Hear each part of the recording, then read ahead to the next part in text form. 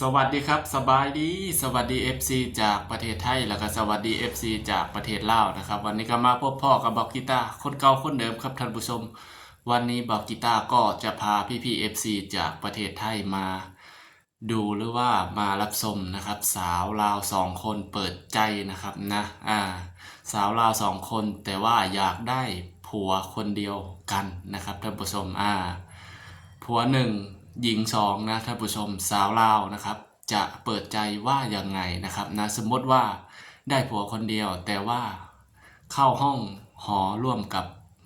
พี่นะครับท่านผู้ชมมาติดตามสาวลาวสองคนนี้ได้เลยครับท่านผู้ชมสมมติว่าผัวคนเดียวแล้วก็เมีย2 คนสิอยู่นํกันจะได้บ่ผู้หญิง2 คนได้ปะอ๋อน้องลามูนได้ปะได้คือกันขออนุญาตเด้อแล้วเวลานอนนํกันเด้ต้องนอนห้องเดียวกันหรือต้องแยกห้องต้องแยกห้องสมมุติว่าเวลานอนนำหั่นต้องมีหยังกันบ่ต้องมี เป็นธรรมดาคนชนเผ่าเฮาเนาะชนเผ่าลาหูชนเผ่ามูเซอร์สิเนาะเขามีเมียหลายคนแม่นบ่แม่นแล้วหลายสุดนี่น้องเคยเห็นจักคน2 คน2 คนเนาะสบายดีอีกเทื่อนึงเด้อสบายดีน้องลามูนและน้องสอนละสบายดีโอเคสบายดีเนาะสำหรับที่แบบว่าหลังจากที่เราลงคลิปไปเนาะก็ถือว่ากระแสตอบรับกันหลายแล้วก็มีหนุ่มไทยกับผู้บ่าวหลายคนจากเหนือฮอดใต้เนาะถือว่าสนใจแฮงในความซื่อใสแล้วก็ฮักในความเป็นธรรมศาสตร์สาวบ้านๆจังซี่นะมีเสน่ห์หลายว่าซั่นรู้สึกแนวใดเด้อกับคำชมแล้วก็มีทั้งด้านบวกด้านลบแต่ว่าเฮาก็มา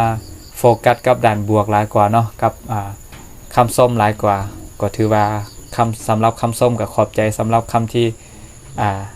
ด่านลบก็ถือว่าปล่อยไปเนาะรู้สึกจังใดที่มีผู้บ่าวสนใจแล้วก็คอมเมนต์มาหลายคนแล้วก็ย่องว่าพวกน้อง2 คนงามหลายสิรู้สึกดีใจอ๋อดีใจแล้วก็ตื่นเต้นแฮงเนาะผ่านมาเคยมีผู้บ่าวเข้ามาย่องหรือว่ามาถามมาไทยจังซี่จังซั่นหลายบ่มีแต่บ่หลายอ๋อมีแต่บ่หลายอ๋อผ่านมาถือว่ายังบ่ทันเป็นสาวเด้อเนาะตั้งแต่ก่อนพุ่นแล้วน้องสอนลาเด้อยู่บ้านมีผู้บ่าวมาหาหลายบ่บ่มีว่ะเอ้าอยู่บ้านบ่มีผู้บ่าวซั่นบ่มีเนาะมีแต่บ่บ่ค่อยมาโอ้ยตายแล้วโอ้ยตายน้องสอนลาเป็นจะเขินแดงนะหัวว่ามันอักเสบหมดแล้วซั่นบ่เบิ่งโน้เป็นอัลไซเมอร์เหรอที่หัวโนเหรอที่บอกอุ้ยตายแล้วเป็นห่วงแฮงอีหลีคิดแบบหัวโนมันล่ะจนดังสนั่นตึงคิดแบบแผ่นดินไหวซั่นดอกโอ้ยตายแล้วเอาบ่เคินเนาะบ่เคินเดี๋ยวอาจจะมาขออนุญาตถามพวกตัว2 คนเด้อตอบได้ก็ตอบนะอันใดที่ตอบบ่ได้ก็บ่เป็นหยังก็ถือว่าเว้นไปเนาะถือว่าเฮาก็มาล้มลิ้นล้มหัวกันแล้วก็มาหยอกกันทำไทยไปจังซี่นะก็ถือว่าเป็นแบบเป็นการโอ้ล้มอีกอย่างหนึ่งสำหรับพี่สำหรับน้องเขาเนาะมีบ่าวไทยเพิ่นมาคอมเมนต์ว่าหลังจากเห็นคลิปพวกน้อง2 คนไปแล้วจะเลือกเอื่อยก็เสียดายน้องว่าซั่นเพราะว่างามทั้ง2แล้วถ้าหากว่าเป็นไปได้หั่นนะจะขอทั้ง2 คนเลยหั่นมาอยู่นำได้บ่เพราะว่าเขามีเงินมีหยังมีแบบซัพพอร์ตให้ทุกอย่างหมดซิพวกน้อง2 คนรู้สึกแนวใดกันแบบนี้คันสมมุติว่าผัวคนเดียวแล้วก็เมีย2 คนสิอยู่นำกันจะได้บ่ผู้หญิง2 คนได้ปะอ๋อน้องลามูนได้บ่ได้คือกันอ๋อแต่อายุหลาย70อายุ70พอดีแม่นบ่อายุ70ก็ได้ปะแต่น้องลามูนเพิ่นว่าอายุ30ขึ้นแม่นบ่จึงรู้สึกเศร้าอ๋อแต่น้องซอนลานี่อายุ30เนาะ30ขึ้นไปหา90อ๋อสมมุติว่าได้คันถ้าหากว่ายิง2 คนน้อง2 คนเนาะแล้วมีผู้ชายคนเดียวกันแม่นบ่อยู่นํกันอยู่ร่วมกันแล้วขออนุญาตเด้อแล้วเวลานอนนํกันเด้ต้องนอนห้องเดียวกันหรือต้องแยกห้องต้องแยกห้องน้องหลามุนเด้แยกคือกันอ๋อย้อนหยังคือว่าต้องแยกห้อง นอนนํกันบ่ได้บ่นอนนํกันแล้วบ่มีความเป็นส่วนตัวบ่ แม่น อ๋อก็เลยต้องแยกห้องเนาะแยกห้องแล้วหลังจากแยกห้องแล้วจะเฮ็ดแนวใดสั่นต้องสมมุติว่าวันจันทร์นอนนำน้องลามูลวันอังคารแล้วนอนนำน้องสอนละแล้ววันพุธแล้วก็นอนนำน้องลามูลเปลี่ยนไปเปลี่ยนมาในนี้โอเคบ่แบบนี้คันสมมุติแบบนี้ โอเค โอเคเนาะแต่บ่ติว่าผัวมีเมียหลายคนบ่ติเนาะคันมีแต่2คนเนี่ยโอเคแม่นบ่ แต่ต้องเป็นน้อง2คนเป็นหมู่2คนแม่นบ่สมมุติว่าน้องสอนละสมมุติว่า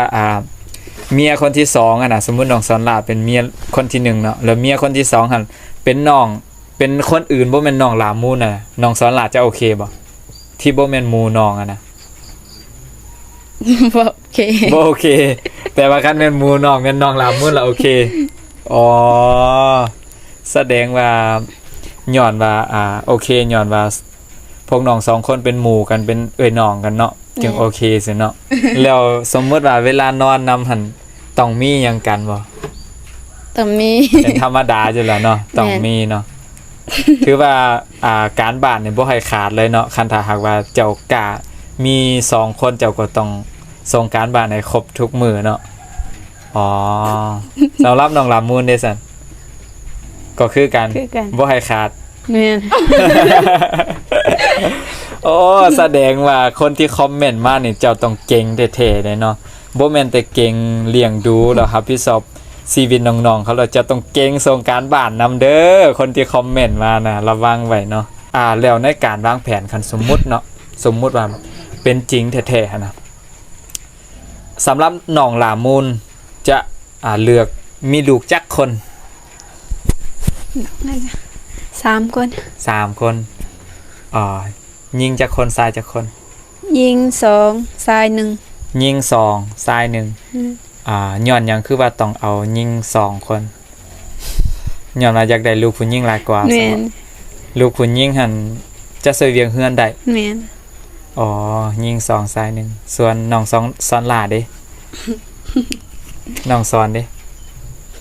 เอาจักคนเอาจักคน 2 คน 2คนยิงจักคนชายจักคน คิดนักปานนั้นซั่นบ่ หรือยิงชาย1 แม่น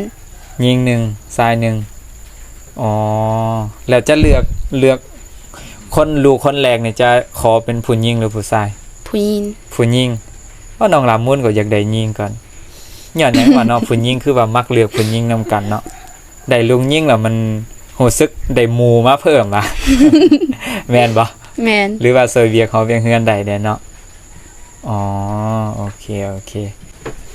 อยู่นํกันแบบนี้เจ้าบ่มีพิษมีเถียงเด้อบ่คันสมมุติเวลาไปลิ้นไปเที่ยวจังซี่นะต้องไปบ่แล้วเวลาซื้อเครื่องซื้อหยังก็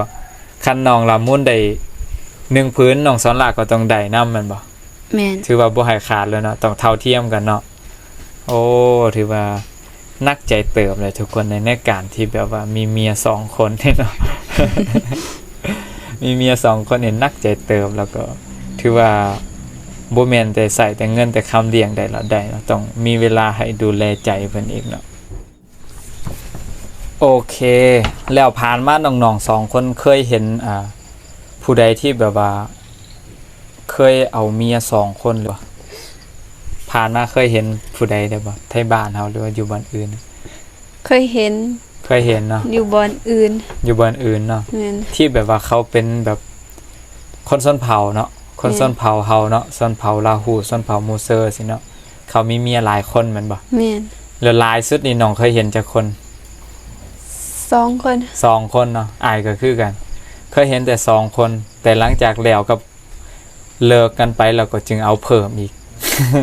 คือว่ามี2คนตลอดเลยน้องสอนหลาเด้อยู่บ้านน้องสอนหลาเคยเห็นบ่ เคย เนาะจักคนสันเขาจะเอาส่วนหลายอะ 2 คน 2คนเนาะแล้วคือน้องสอนหลากับน้องหลามูลว่าไปเนี่ยคันสมมุติน่ะนะเนาะคันแม่นแท้สินี่คันได้ผัวมานี่น้องสอนหลากับน้องหลามูลจะไปอยู่นำผัวหรือว่าจะให้ผัวมาอยู่นำอยู่บ้านพี่ จะไปอยู่น้ำผัว ให้ผัวมาอยู่ ให้ผัวมาอยู่ย้อนหยัง บ่อยากไปอยู่บ้านอื่น แม่น อยากอยู่บ้านเจ้าของอ๋อน้องสอนหลาเด้ คือกัน คือกันอยากให้มาอยู่ โอ้ยแบบนี้เอาเห็นและผู้บ่าวไทยทั้งหลายเนาะแล้วก็บ่าวอเมริกาทั้งหลายเนาะโอ้เจ้าจะต้องย้ายมาอยู่พี่เด้นี่เขาเจ้าบ่ไปอยู่นำได้นี่ โอเคเจ้าแม่นแนวใดก็แล้วแต่เนาะทุกคนเนาะแต่อันนี้ก็สำหรับบ่าวคุ้นก็โอ้ล่มตามภาษา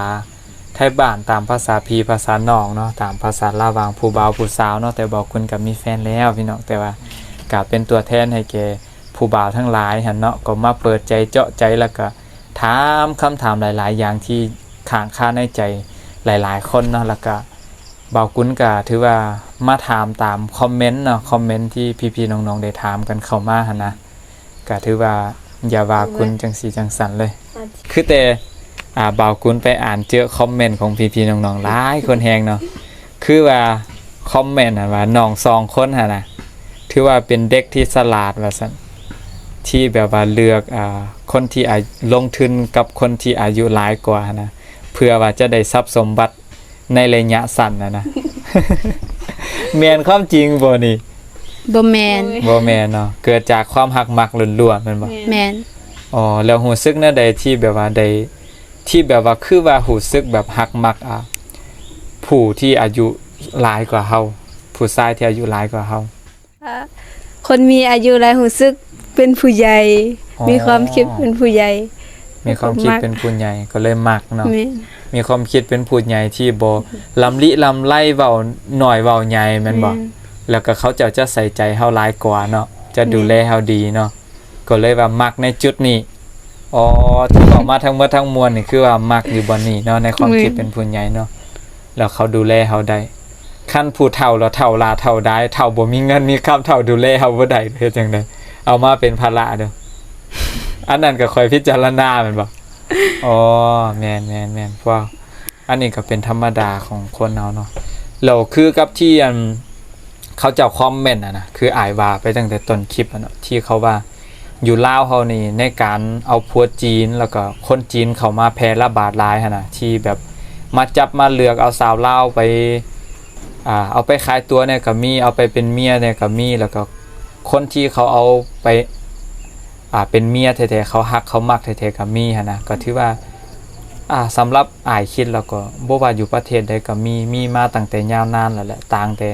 อยู่ลาวเฮาหั่นที่แบบว่ากำลังมาเป็นประเทศน้อยเด้แล้วก็เลยว่าเป็นข่าวหลายซื่อๆที่จริงอยู่ในเมืองในประเทศอื่นที่เจริญแล้วมันสลับปะเปะมันปนเปกันไปหมดหลายประเทศนะแล้วน้องๆ2คนรู้สึกจังไดที่เขาเว้าว่าของเหลือจากจีนเฒ่านะ รู้สึกเสียใจเดแล้ว แต่บ่อยากให้เมารวม นี่แหละครับท่านผู้ชมนี่คือการเปิดใจ2สาวลาวนะครับนะอยากมีสามีเป็นคนเดียวนะครับเข้าห้องหอร่วมกันนะท่านผู้ชมหนุ่มไทยหรือว่าผู้บ่าวไทยนะครับนะถ้าหากสนใจก็นะครับตามคลิปได้เลยครับท่านผู้ชมนะ2สาวลาวนะครับต้องการสามีคนเดียวกันนะครับนี่แหละครับการเปิดใจของสาวลาวนะท่านผู้ชมสมัยนี้ไม่ธรรมดาจริงๆนะครับ